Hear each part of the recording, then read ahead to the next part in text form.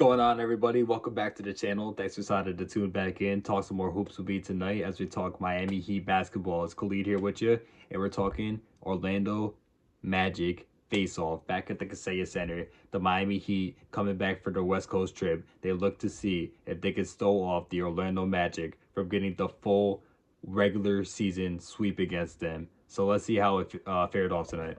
So I'm gonna keep it real, guys. I was gonna go quarter by quarter. Well, I'm just getting right to the point because there's no beating around the bush here. The Miami Heat lost 133 to 124. So it seemed like a good close game on paper too. It definitely was in the first two quarters. It was a back and forth game, but just for the whole story, I'd say the third and fourth quarter, just like we're saying in the last video, got to the third quarter. Miami Heat were up in the up at half, 9 points. Going to the third quarter, obviously you see where the math 133 to 124. That 9 point lead was no longer. The main reason this was the case, unfortunately, was a 18-7 turnover differential for the Orlando Magic and Miami Heat. Miami Heat having 18 turnovers, which no team is really going to win with in today's league. Let's just be real. Jaime Jaquez with back-to-back possessions where he goes right into the defender, losing the ball. Andrew Wiggins and our young rookie Yakatonas turning the ball over throughout the game. It was just a rough run for the Miami Heat on that aspect. They're winning the rebound battle, lost the rebound battle offensively, lost a couple offensive rebounds to the Orlando Magic. But yeah, that was really the moral of the story right there. It was the third quarter and the turnovers right there, 18-7. There's not a lot of teams in this league that are gonna win like that, unfortunately. Davion Mitchell's still out due to I don't have the injury down, but he's been out for the last couple of games due to injury, unfortunately, which the Miami Heat obviously need his return sometime soon with his point of attack defense, and honestly, he's just a great assist to turnover ratio guy too. So just a great guard for the Miami Heat to have. Need him back, and also whole different story, but need Tyler Hero back at some point too. Need his scoring output, but let's just get back to the game here.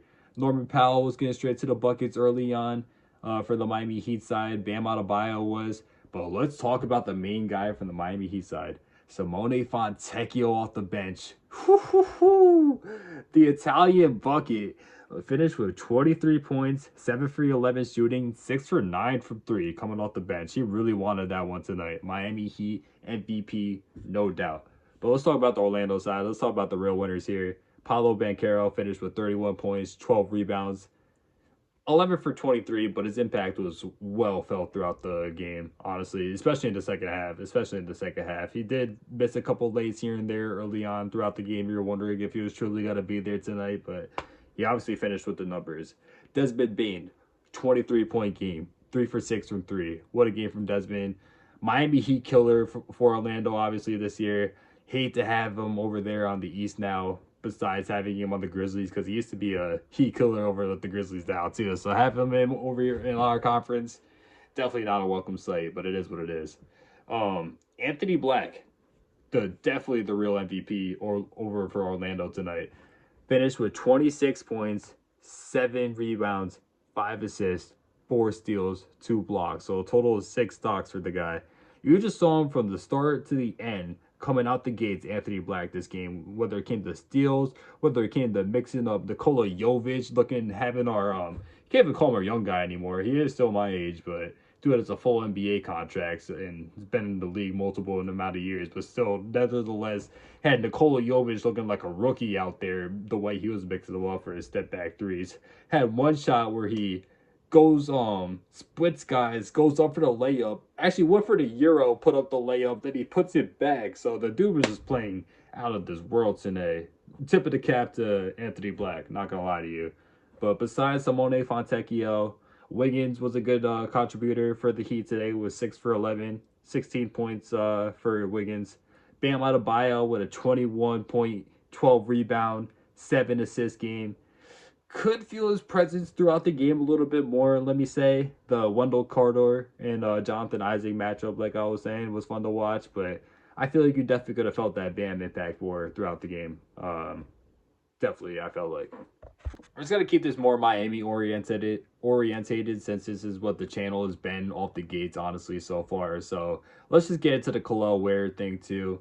He's been in the doghouse, unfortunately, as every Heat fan knows. Had a great rookie season, had a great December season after the interesting start coming off the summer league and preseason with Eric Spoelstra. We were wondering if it was gonna be rough off the gates, but there was a whole month where the dude was averaging double digits. Double points and rebounds. So it was looking like he was good throughout December leading into January, but nope, right back into the doghouse. Eric Spoelstra did the Khalil Ware. So we were wondering coming off the hamstring injury what was going to happen with that if Khalil Ware was not. We know he wasn't going to start. That's just going to be silly. But we're going to wondering what the minutes were like. And he did come in later on throughout the second quarter. He took advantage of the minutes. He missed his shot, got his offensive rebound, got a little putback, and he did that twice throughout the game too. He just stepped through, got through the guy somehow. So he just like I don't even know. It was kind of weird to watch, like the way he was moving his body. I haven't seen Khalil moving that locked in. Just acrobatic, cut through the defenders for the putback. So he was clearly engaged tonight. Khalil was clearly engaged tonight. He took whatever minutes he had, took him to definitely made the most of them for Khalil. So we'll see what that leads to with Miami, Eric Spoelstra, Khalil storylines, but it wasn't much for tonight, honestly. Didn't get much lemons to, or juice of the lemon to squeeze tonight, so it was just a tough go. Another tough go for Khalil Ware, unfortunately, but um, that's about it, honestly, guys. That's about it. 133 Magic to Miami Heat 124. Miami Heat do play the Chicago Bulls tomorrow, so hopefully they can bounce back for their first of 3 games straight against the Chicago Bulls since they had their last game postponed due to condensation in Chicago. So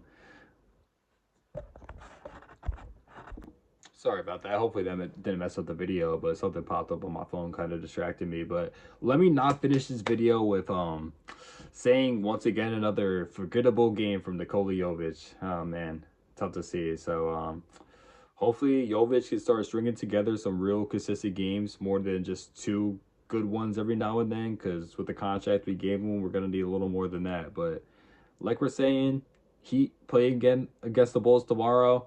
We're gonna definitely have some more content on that. A lot of trade deadline content too. Got plenty of to get to in the whole NBA landscape. So we're gonna do way more for real this time too. For real this time, it's gonna be way more than Miami Heat. It's gonna be New York Knicks, trade deadline talks, Lakers, Warriors, all these crazy teams that have plenty of moves to make by next week. We're gonna be seeing plenty of content from right here, Bloke Sources, Train Eye Podcast. Thank you guys for tuning in, and I'll see you next time. Let's get it.